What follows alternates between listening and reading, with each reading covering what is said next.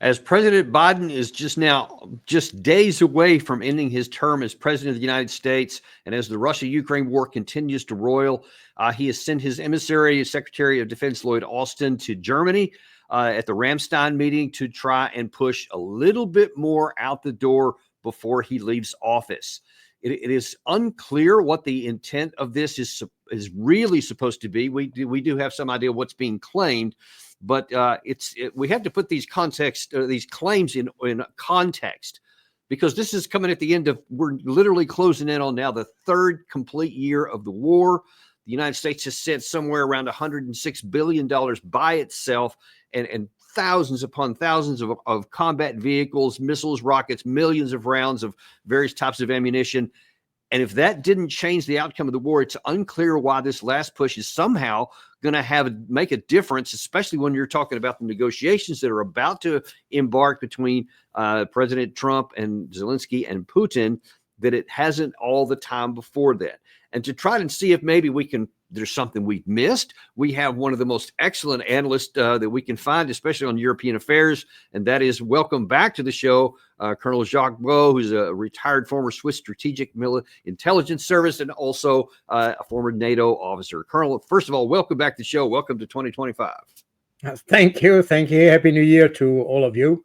And thank you for having me back in the show. Thanks. Always a pleasure and a privilege to have you on the show here, because you bring a perspective that a lot of our other guests may not have, and certainly I don't, about kind of how things are viewed in the European context. And we've got quite a bit of that to ask you about today. But I just want to start off categorically. Despite what some of these sound bites I'm about to show you about from Lloyd Austin and several other people in Britain as well, about why they're saying, yeah, we're going to keep doing all this stuff. But I just want to look at this in the 3-year context, in the big picture of the stuff. And, you're talking about all the stuff that we did in the initial phase of the war to try to help Ukraine blunt the initial Russian incursion. And then, all the preparation for the 2023 offensive, which broke its teeth on the first line, never to recover after that.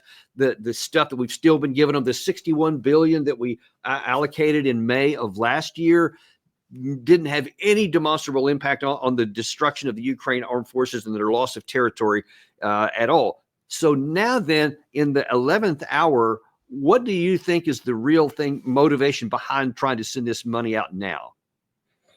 Well, in fact, if we're honest, we should say that the Russians have achieved the objective or reached the objectives in May, June 2022. In fact, that's the point where the Ukrainian army has been totally destroyed. And since then, the name of the game was no longer really to bring victory to Ukraine, because nobody knows exactly what this victory could look like. But in fact, it was to defeat Russia. So this is kind of a nuance in the terminology. And today, I think that the thing is a little bit different. And that explains also why we have the financing and the Ramstein group, as you just mentioned, but also the fact that the Ukrainians also started this new small counteroffensive, which is probably much more better defined as a bunch of small attacks than a big offensive. But in any case, the thing is that nobody wants to give Trump the impression that the fight is lost. That's the whole thing. They would like to keep the war active, the conflict active, so that in order to make it difficult to Trump to say, let's stop the whole thing. They want to bring some kind of the illusion of a success, the illusion that fighting is going on. So that, remember what, probably if we look the other perspective, but remember what Vladimir Putin said about Armenia last year or Syria this year. They said, well, if the Syrians themselves don't even want to fight, why should we help them? And this is exactly the kind of reasoning that the Ukrainian, in my view, would try to avoid.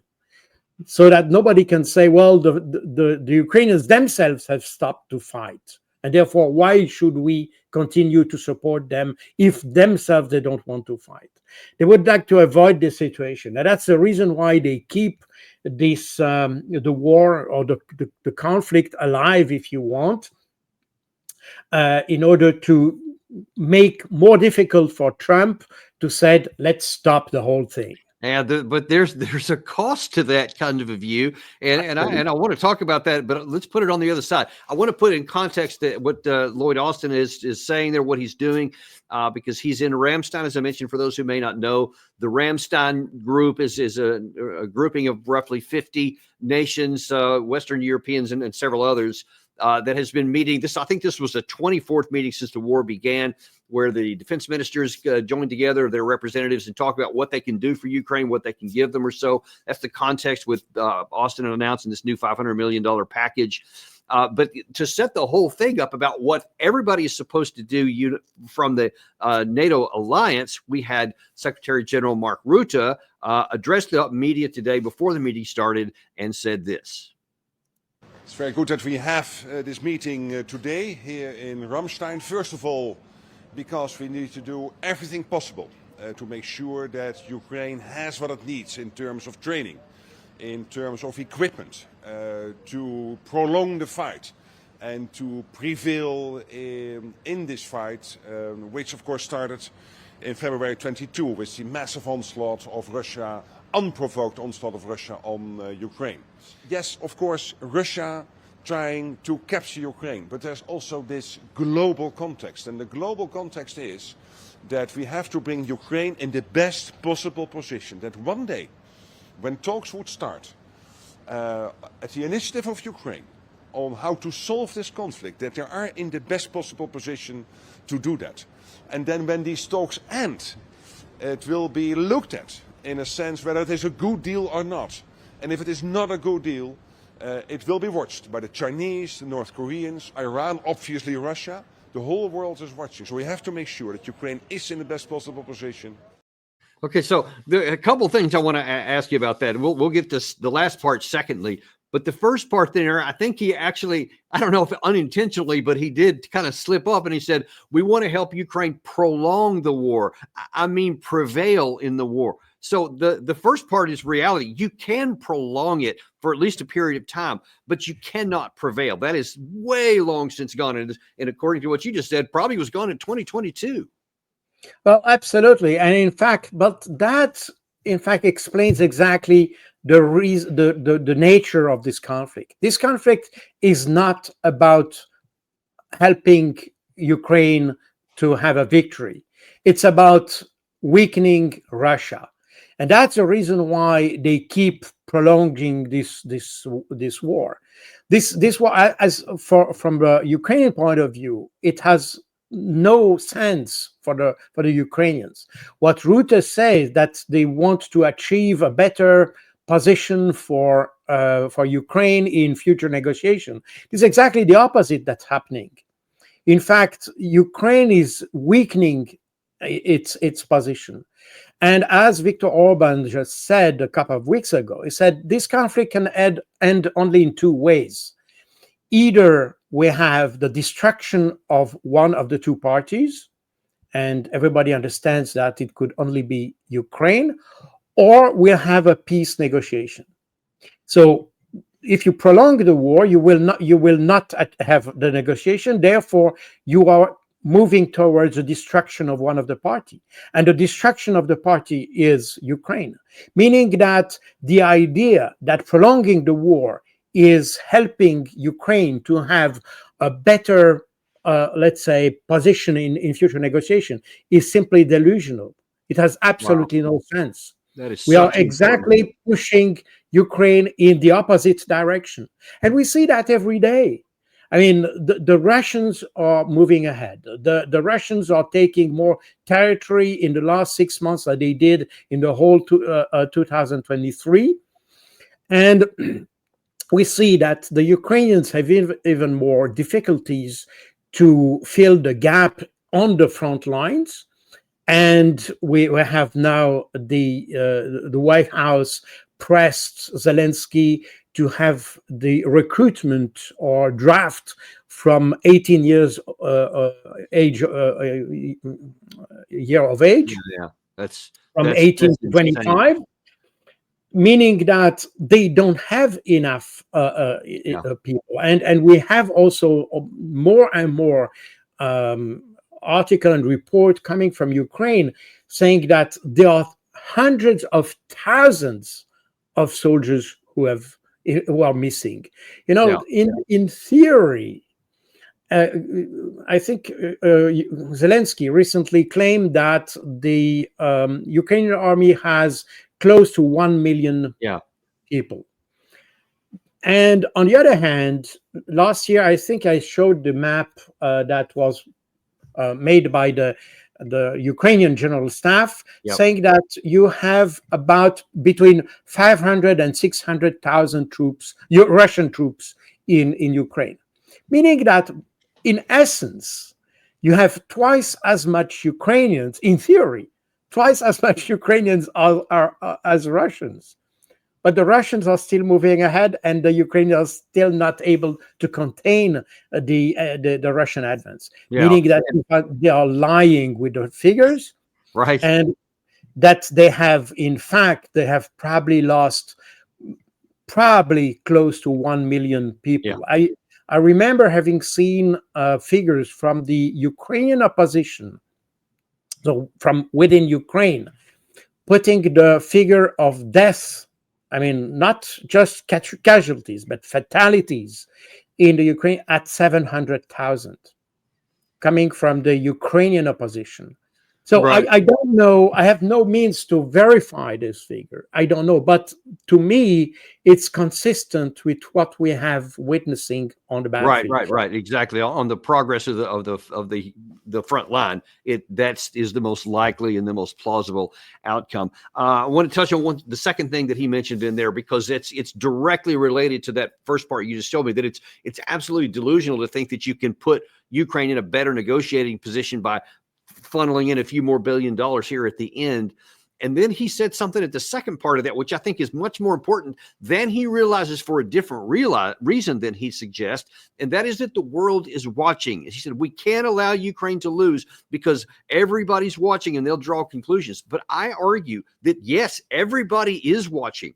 And if they see the NATO leaders in the United States and Great Britain and France, the powers of the West, being irrational and delusional on what they're trying to accomplish, and then if they follow the second course that you mentioned, Orban, talking about a loss on the Ukraine side, that could have catastrophic negative implications for us beyond. And I wonder if you could talk a little bit about what that might look like.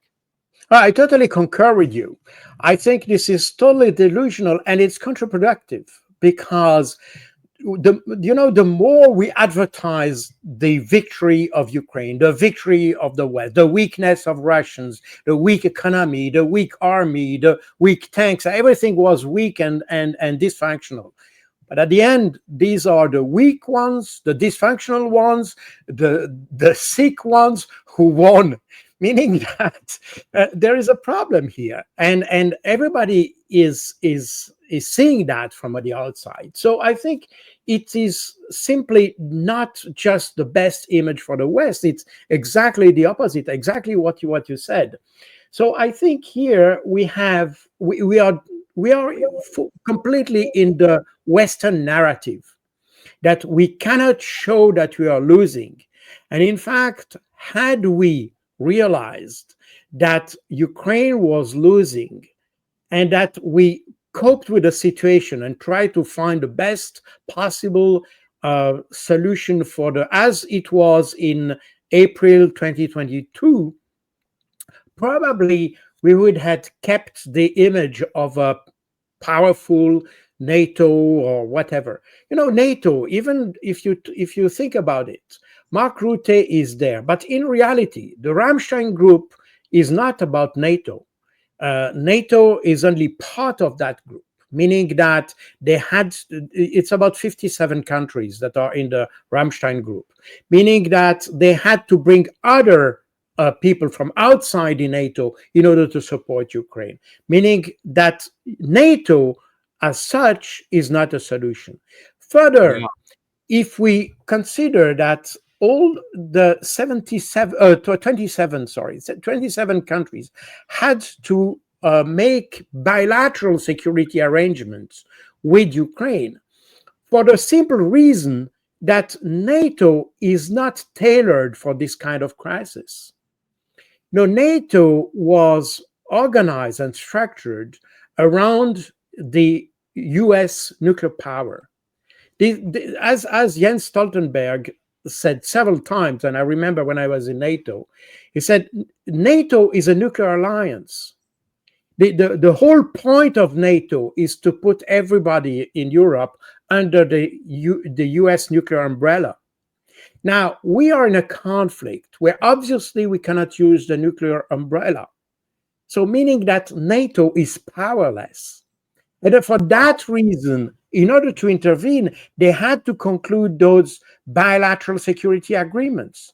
When Emmanuel Macron proposes to deploy French troops in Ukraine, it's not under NATO umbrella. It's in the framework of those bilateral security agreements, and that's the reason why also Donald Tusk said no. I don't. He went to 2 weeks ago. I mean, Macron went to Poland to ask the Poles to help and try to make kind of task force to intervene in Ukraine, and the Poles said no. And NATO has said several times when Emmanuel Macron floated the idea of sending troops, that was early last year, NATO said, no way. Stoltenberg told him, there's no way we can do that because NATO is not suited for this kind of situation. And that shows how NATO is, in fact, should be completely readjusted to the current type of conflict we may have in Europe. You know, and let's certainly hope that is the case in the incoming Trump administration. But man, the outgoing one, almost reading from the Mark Rutte talking point memo, perhaps, we had U.S. Secretary of Defense Lloyd Austin very bravely saying, here's the reason we're giving this $500 million. We must not let up. And that's why I'm announcing today another presidential drawdown authority package valued at $500 million. It includes additional missiles for Ukrainian air defense, more ammunition, more air-to-ground munitions, and other equipment to support Ukraine's F-16s.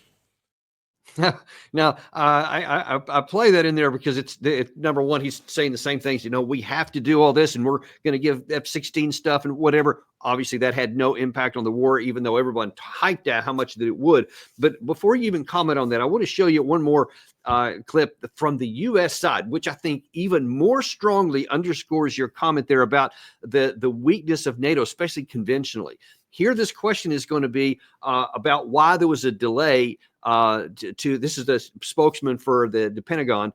The question is, why is the delay in getting this stuff out the door? And then why did you not give all of it at the end that you had? Because there was another $4 billion they could have given.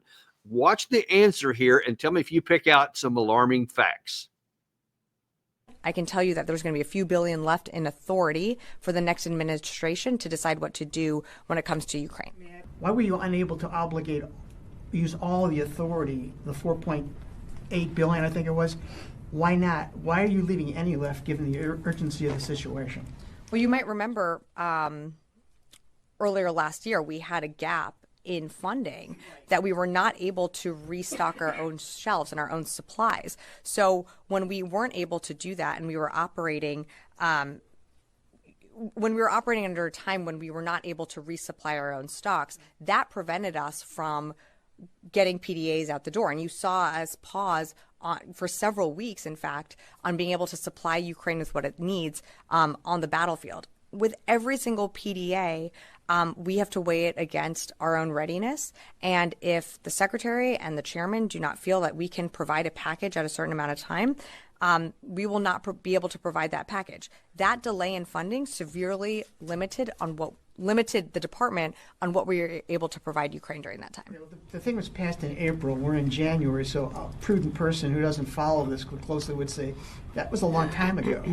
And I would tell that prudent person that, look, it takes the defense industrial base, it still takes a while to produce these capabilities. I mean, the fact that we're at the point of providing over 70, presidential drawdown authority packages to Ukraine, I think speaks volumes to this department's and this administration's commitment to Ukraine.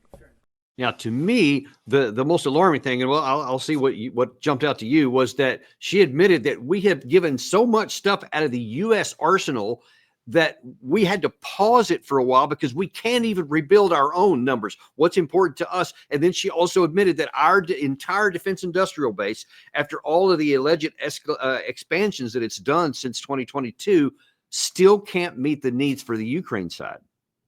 Well, that's an interesting matter. I mean, you may remember that a few days ago, the New York Times mentioned the number of ATACMS missiles that were delivered to Ukraine, and they mentioned the figure of 500 ATACMS missiles, and that's about 20 to 25% of the U.S. inventory. I mean, this is huge, and in fact, this war has completely depleted the U.S. inventory, and not even talking about what you have in the inventories that have been depleted in Europe. That's even worse. Yeah, meaning that the NATO, as it used to be 3 years ago, was in fact configured for a situation where everything works well in Europe. And that speaks, I mean, we can complain about the fact that our military-industrial complex has lost the capability to produce all these weapons and all that. But at the same time, if we had normal relationships, normal diplomacy with ourselves, and we are with our enemies, by the way, then of course we wouldn't need to have all these weapons, So I used to work for a while in procurement, and I used to procure the Leopard 2 tank for the Swiss Army and all the artillery and tanks equipment for the Swiss Army just for a couple of years, and I'm also disappointed to see how the Swiss military-industrial complex, which is not very big, but it has lost a lot since the Cold War.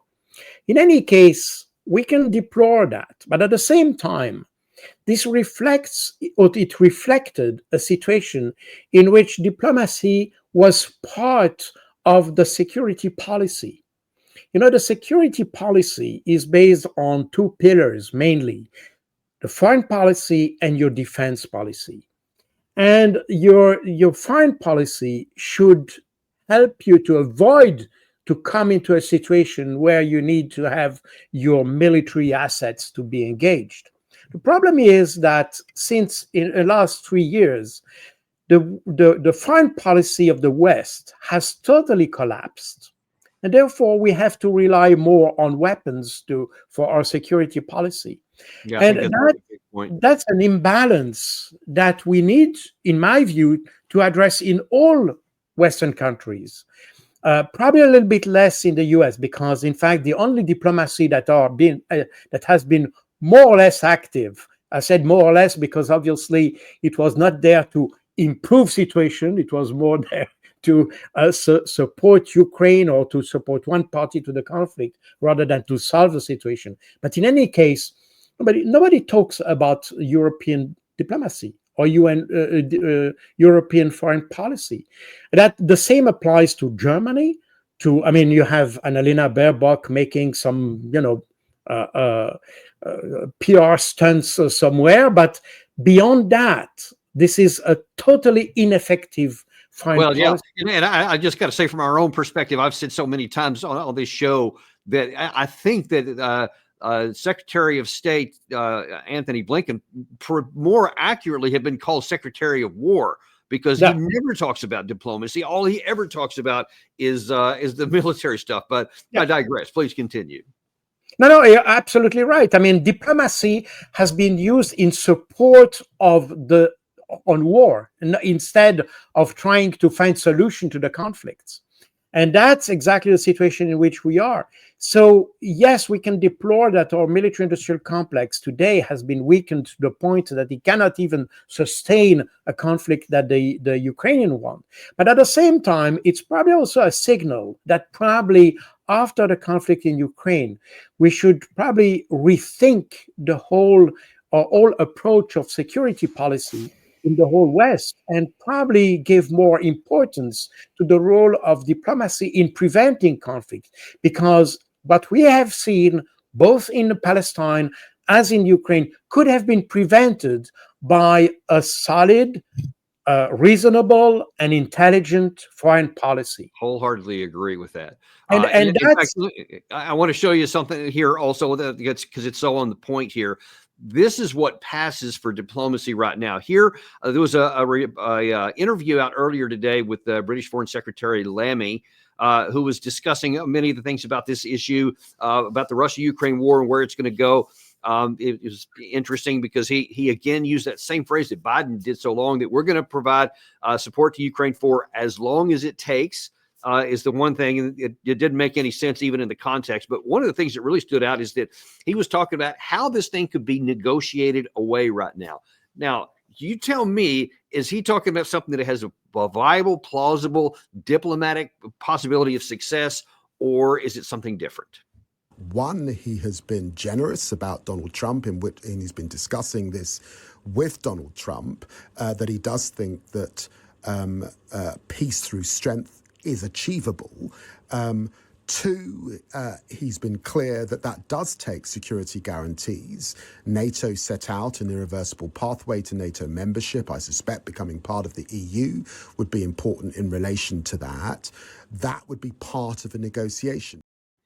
That would be part of a negotiation. I mean, in what world, Colonel, do you think that Vladimir Putin, from the position of strength that you have articulated already from earlier in this show, is going to agree to any version of NATO membership for what's left of Ukraine, when that was the stated reason they went to war in the first place?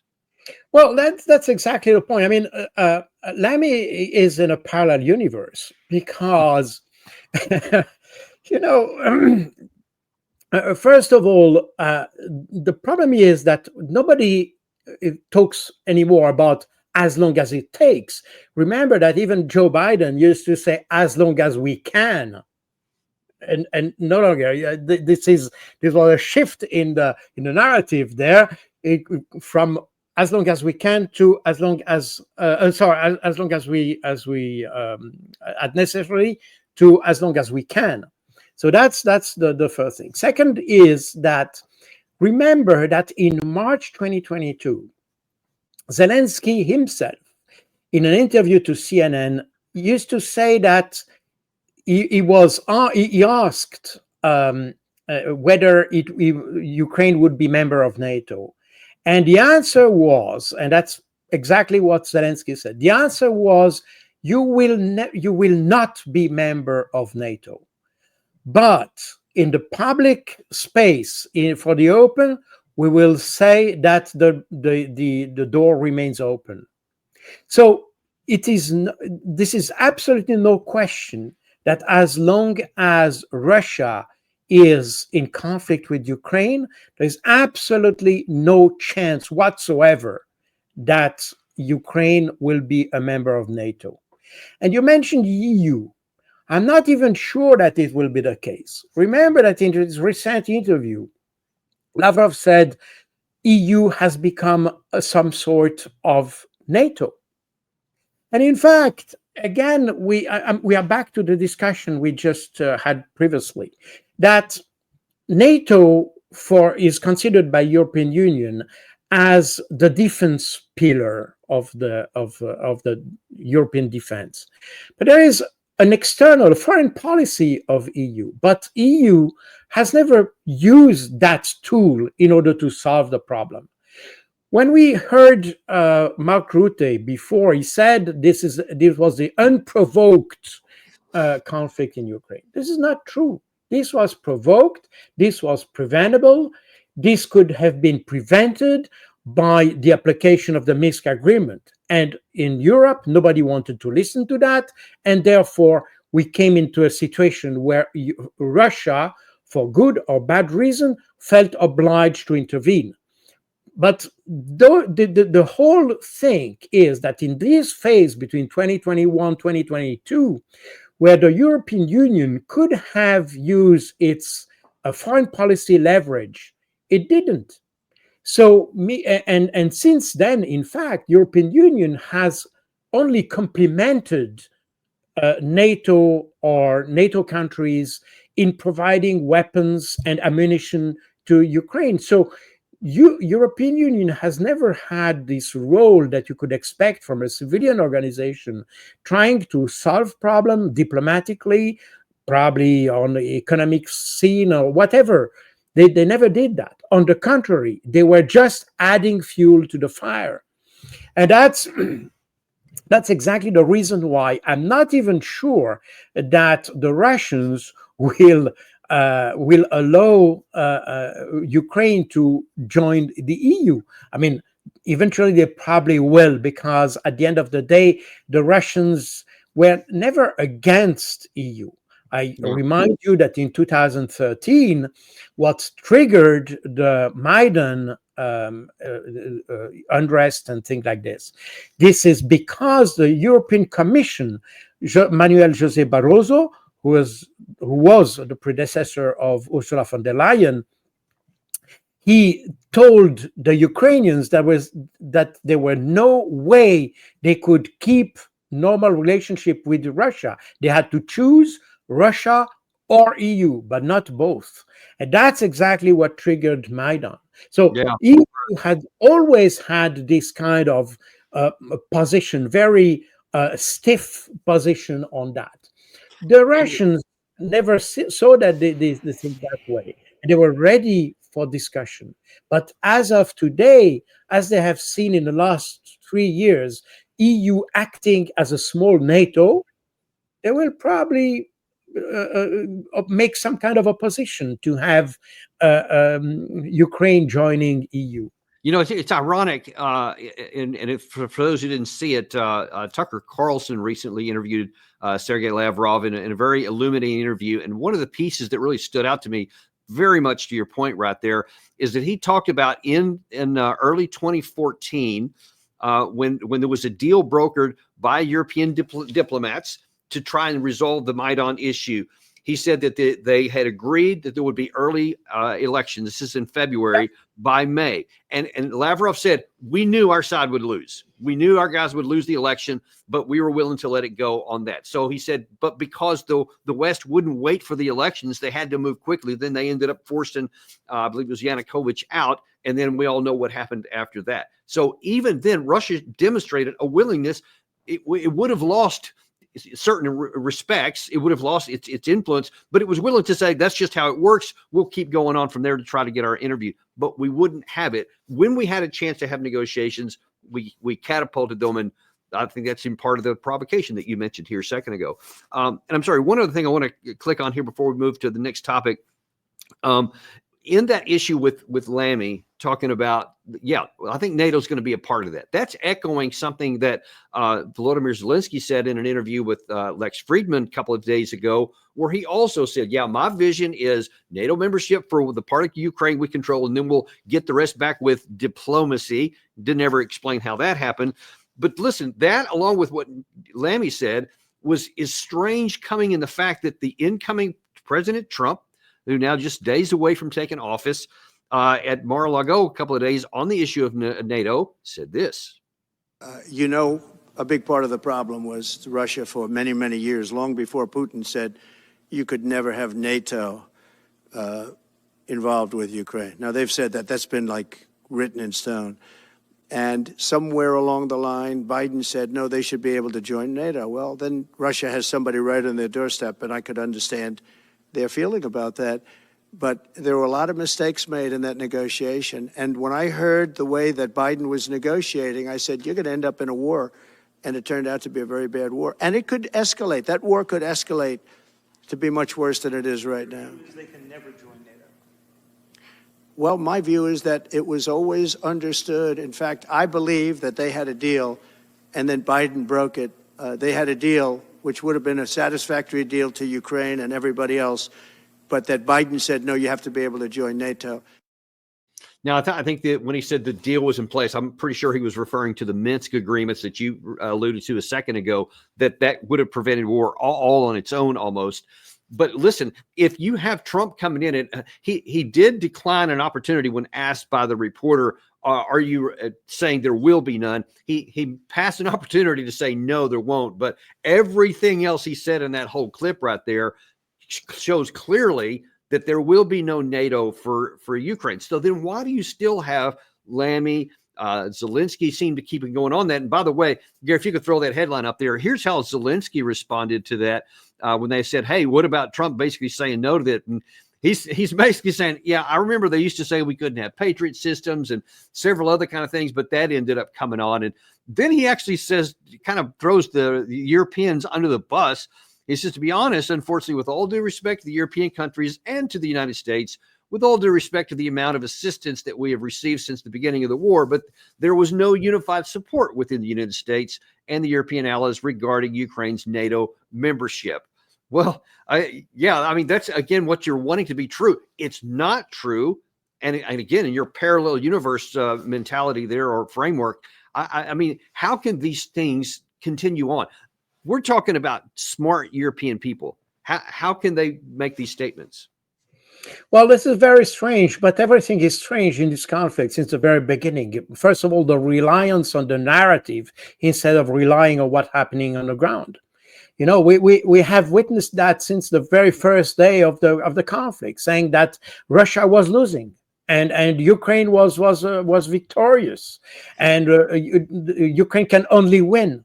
And this has been a constant narrative since the very beginning. And we are exactly in the same situation. Again, I remind you, in March 2022, Zelensky said there is no way Ukraine will be in NATO. And I think that's what people in NATO figured out. I mean, nobody would imagine that the Russians would accept Ukraine membership into NATO. So that was completely, that has always been totally off the table. And I think that's the Biden administration that creates this kind of parallel universe, if you want, by telling this kind of a myth that eventually, somehow, Ukraine could join NATO. And we see that the determination of the Russians to avoid that. I mean, if we continue with this kind of rhetoric, that will only lead the Russians to completely destroy Ukraine. And that's exactly what Viktor Orban said. This absolutely, the Russians understand perfectly that if they accept that somehow that Ukraine would join NATO in 1, 10, 15 years, I don't know, this will resume the conflict. And that will be the start of a new war, and probably a more dramatic war, because if then Ukraine is in NATO, then the Article 5 could apply, and that means that the whole of NATO should be involved in such a conflict. So for the Russians, it's absolutely out of the question. So right. We are in a total delusion, because we have created a situation that has become totally unacceptable for the Russians.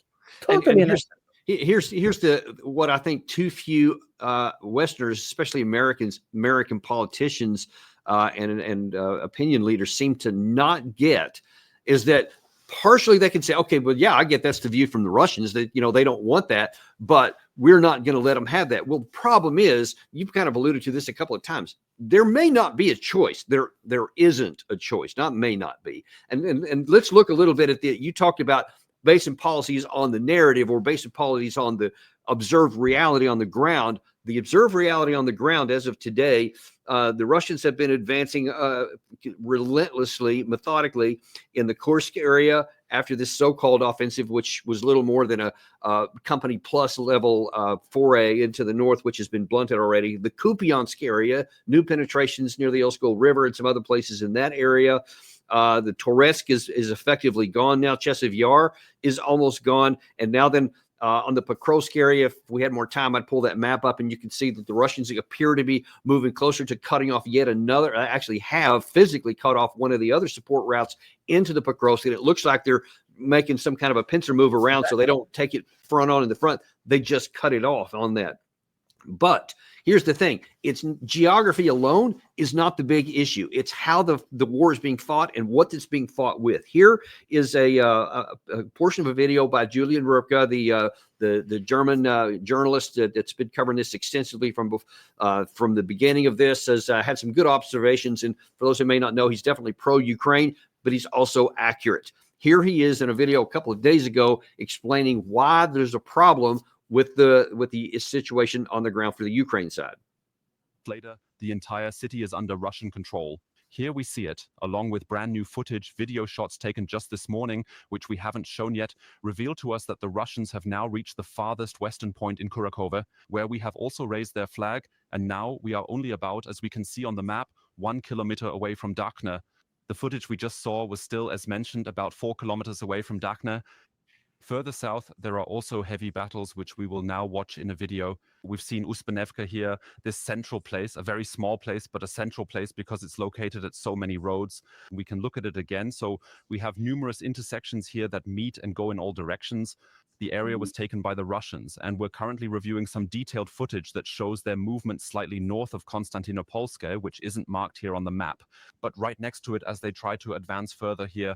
And once again, the big problem the Ukrainian army is facing, which is that although they have built massive defense structures, they don't have the manpower to occupy and defend them. And that's the key part there. That's enough of that for Gary. So even where the Ukrainian side does have good, well-built fortifications, they don't have the manpower to operate them. And so those things are being taken from that. And then here's this also how the Ukraine troops that they have are being misused.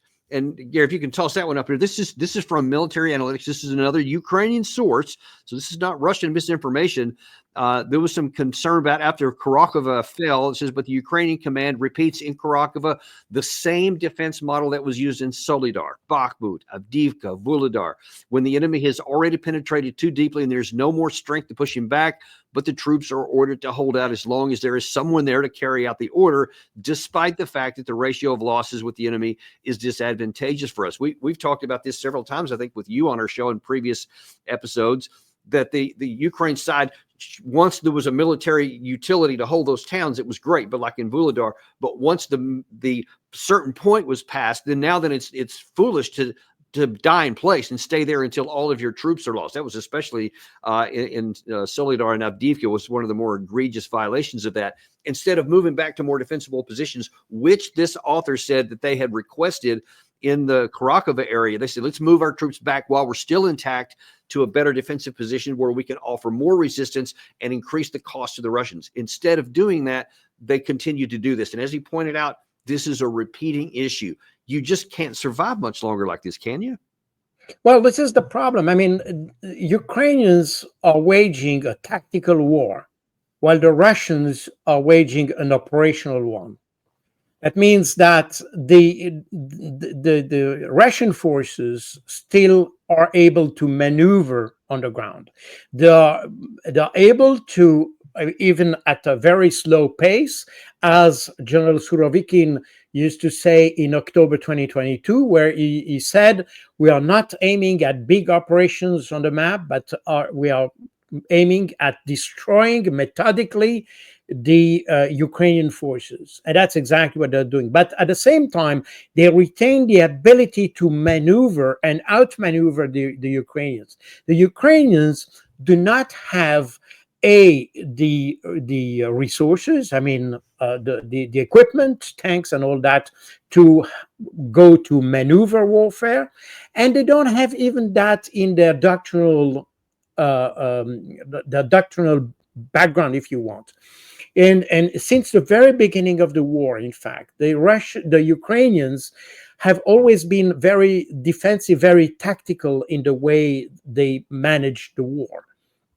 And for that reason, they stick to localities, cities, villages, and all that, to defensive position, but they never consider using maneuver. And in order to use maneuver, you need to be able to integrate your assets: air force, artillery, tanks, infantry. All that should be integrated into one body that maneuver together. That's the very essence of what we used to call blitzkrieg during World War II, which is, in essence, this is a joint warfare. And Ukrainians have never been able to do that. So now that they are lacking equipment, lacking tanks, lacking infantry, lacking aviation, because we don't talk about F-16 anymore. I mean, I don't know if they have kind of air support. I don't think so, because apparently the Russians are moving freely in the Ukrainian space, meaning that how can you have any kind of perspective of success if you're not able to maneuver on the ground? The Ukrainians are bound to their infantry positions. And in fact, they are exactly in the same situation the Germans were in the very, very last days of 45, sorry. My German is 45. Exactly. They are exactly in the same situation, that the Russian pressure is so strong that they don't have enough space to withdraw. In fact, that's in fact, I want to go ahead and bring this up here because I think this is going to illuminate where the real potentially fatal problems are for the Ukraine side. This is Pokrovsk I mentioned a minute ago, and here is where the German side, the Russian side has cut off one of the other routes where they could get supplies in and out. So that's been cut off. Obviously, these down here have been. They seem to be moving up around here to cut off yet another one, and that's just leaving fewer and fewer lines. And that also, of course, the problem is that affects all these other positions north and south of that, because now then Pokrovsk is no longer the hub that it was to effectively move troops around. But here's one of the things that I keep pointing out. Look at all the area beyond this current line here. There are no fortifications back here at all. If the Ukraine side can't even man the good fortifications they have in this area, what is going to happen if the Russians break through into these areas here? And by the way, I got from a Ukrainian source yesterday, told me that he was told by the Ukrainian general staff that there is an accumulation of somewhere around 150,000 additional Russian troops somewhere in these areas here, scattered out, that could be used to mobilize and mass up to something here. So it's possible that these brittle lines could be pushed, either in part of some kind of Putin drive to maybe break through into this area, or just put more pressure. I don't know for sure what. Obviously, no one's told me on that from the Russian side. But I just want your opinion from a strategic or at least an operational perspective. If the Russians do push through and break through this area, and what happens to all this area in between here and the Dnieper River? Well, that's exactly the problem for the Ukrainians, because in fact, all these defensive positions that we had, Avdiivka, Bakhmut, Pokrovsk is the end of this fortified area that was built since 2021 around the Donbass. And this was a very deep area that has been fortified by Ukrainians. And now Pokrovsk is probably the last, the border of this fortified area, meaning that once Pokrovsk is passed, then the Russians have probably a kind of open terrain up to the Dnieper River and to Dnipropetrovsk and to Zaporozhye also. So this is what is a major source of concern. That's also the reason why some people in the West try to engage, or let's say, are in favor of some kind of negotiation, because it's probably better to have a negotiation around what the Russians have currently under control, than waiting more and having the Russians at the Dnieper River, and then more than 2/3 of Ukraine would be under Russian control. And so this is why some people say, well, probably better to stop the thing now and have a discussion now in order to stop the whole thing at this stage, rather than waiting and making the conflict going further and having the Russians occupying the rest of the up to the Dnieper. I don't think that the Russians want to go beyond the Dnieper, because I don't either. I don't think that they desire to do that. But I want your opinion, especially on something European.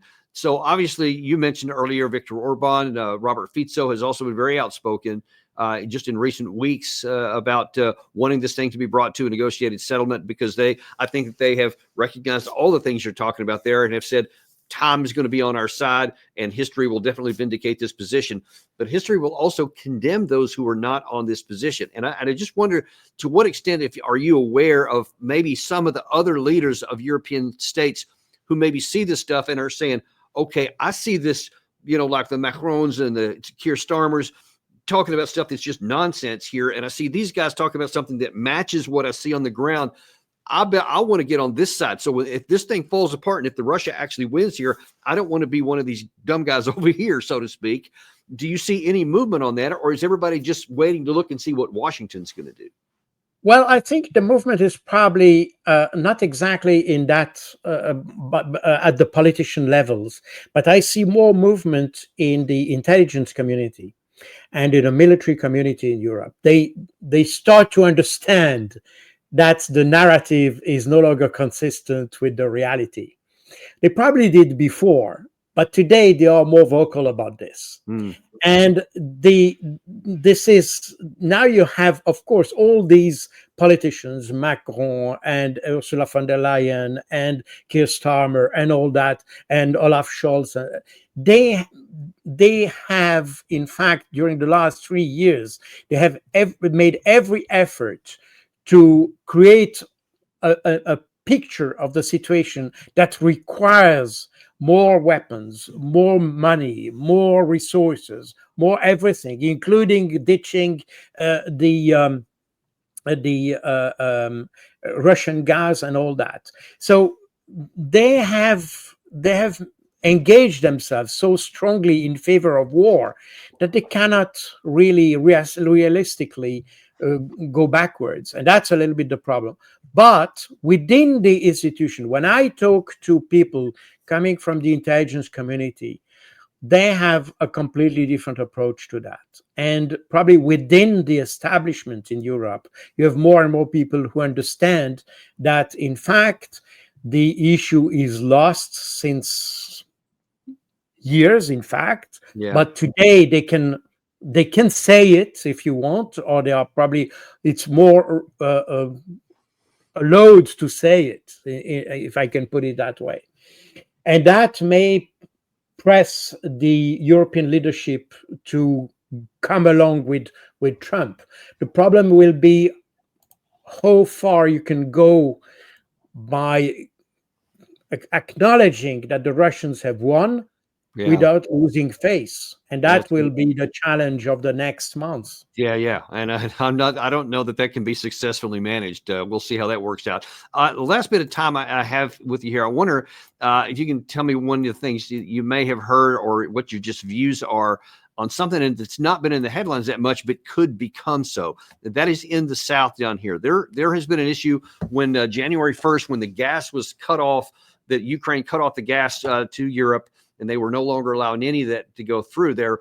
Moldova was one of those affected by it. Now, Moldova has, according to information that I read, about 50 some odd days of coal that they can continue generating enough electricity for everyone. But apparently after that, they will run out. Ukraine has claimed that they will help them with electricity, though I'm not sure how they're going to do that when they're suffering themselves. But Transnistria here apparently could be left literally in the cold. And there's been talk, a lot of Russian telegram channels, that maybe the Russian military would form up down here and move across to actually bridge this gap, and in so doing, isolate Odessa.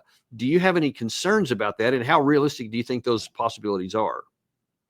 Well, there have been several rumors floating around in the last couple of weeks about this. The problem is that Transnistria is officially part of Moldova.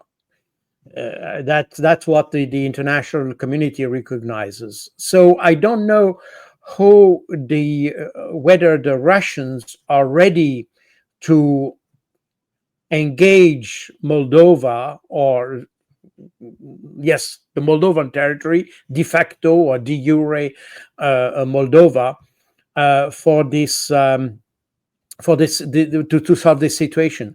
On the other hand, Moldova apparently is using Transnistria as a pawn for that. I mean, they are using that to bait the Russians.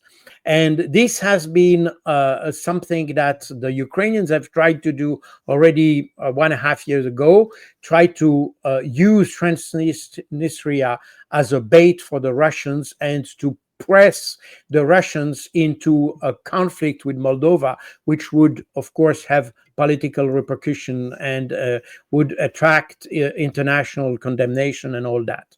So I don't know.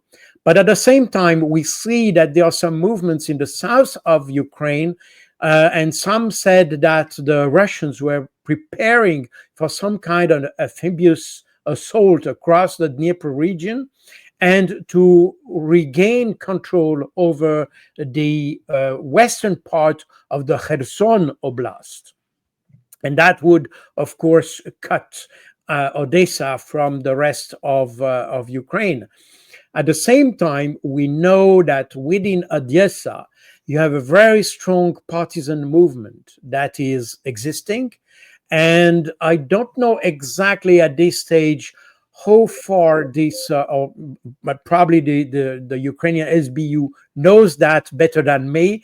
And probably there's a lot, because we know that there's a lot of anti-partisan activities in Ukraine, in Odessa, because precisely that a possible scenario would be that you have some kind of uprising in the Odessa region, and that would, in fact, open the door for the Russians to come in the southern part of the. And do you think that the Russians have the military potential combat power, specifically in the south, to make good on such a move if they wanted to? Well, they probably have the power to move into the Odessa Oblast. I'm not sure they have the potential to take Odessa. Odessa is a big city.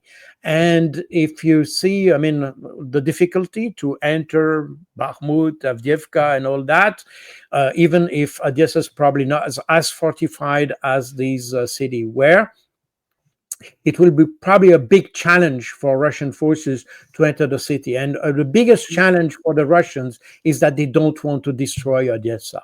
So that's certainly something they don't want to do. As a result, the Russians are probably not under pressure to enter Odessa and to take over the city. But at the same time, you have a very strong partisan movement that can eventually let's say, support some kind of offensive in the region by the Russians, and probably contribute to remove, let's put it that way, the Ukrainians from that region. And that's the next question I had is to your, at least to the extent that you're aware, how much defensive capacity does Ukraine have there? Because obviously they've been focused up on the Pokrovsk area and the whole Eastern Front, and now all of a sudden up in Kursk as well. Even in Kharkiv, they still have to have some troops up there. Do they have enough to defend down there if Russia made a push? Well, that's probably one of the consequences of the Kursk offensive, because the Kursk offensive that the Ukrainians have started on the 8th of August last year, this offensive has sucked literally a lot of Ukrainian resources. And as a result, a lot of resources that could be useful on the other part of the front have been distracted and used in the Kursk area. And probably a lot of resources that could be useful in Odessa have been also moved to Kursk and other part of the front line. But something we don't have to neglect are also the territorial forces. And there are many territorial forces, and they are probably also manned with those people that are qualified as far right. The mustache people that are probably very keen to defend the territory very harshly, even if they are not very, they don't have a lot of equipment and all that, something that we had in Mariupol, for instance. So we may have something like that. Yeah, well, we're going to have to wait and see how that's going to work out. Obviously, the best case scenario for the Ukraine people is for the incoming Trump administration to make the necessary concessions to get the negotiation, to get this war off the table. Everybody benefits that way, because I fear that if we don't, if Trump comes in and tries to, look tough and try to get a good deal for the Ukraine side, that Russia just may go, okay, not interested. We're just going to keep fighting, and then eventually have a military defeat for the Ukraine side. That's my big concern. This is exactly what will happen. I mean, if there is not a good deal, if the thing is that as of today, everything is in favor of Russia. I mean, they have all the cards in hand. The Ukrainians have none. They tried with Kursk, but they don't have any cards. And I think that's exactly what Trump and Kellogg have noticed. That if they want, there will be no. I mean, there can be a negotiation, but the baseline of the discussion will be clear, and that's exactly what Vladimir Putin said on the 14th of June. That means the four regions in the south are under Russian control, and there will be no NATO for Ukraine. That's the baseline. And I think this baseline, I don't see any way for the Trump administration to bypass this baseline. Yeah, and it's also don't see any political move for him to agree to that baseline, which is why I'm worried about what's going to happen. But we'll see that. We'll see how it works out there. We may, by the way, just for our viewers here, we may get a chance to bring you back in a week or so to talk more about that partisan issue here, because I understand that you're in the latter stages of writing a new book on this, which will come out later this year. We will definitely feature that whenever you do come out with it. But it's specifically on this partisan issue, which is something that hardly any in the West are even aware of. So we're really eager to get you back on to talk about that. Absolutely. With pleasure. Thank you. We look forward to seeing that, and we'll look forward to seeing you back as well. Thank you very much for joining us today. Be sure and like and subscribe if you haven't on your way out, because we're going to continue to be uncompromised and unintimidated to bring you everything that's the truth, no matter whether anybody likes it or not. You deserve to know the truth. Thank you very much. We'll see you on the next episode of Daniel Davis Deep Dive.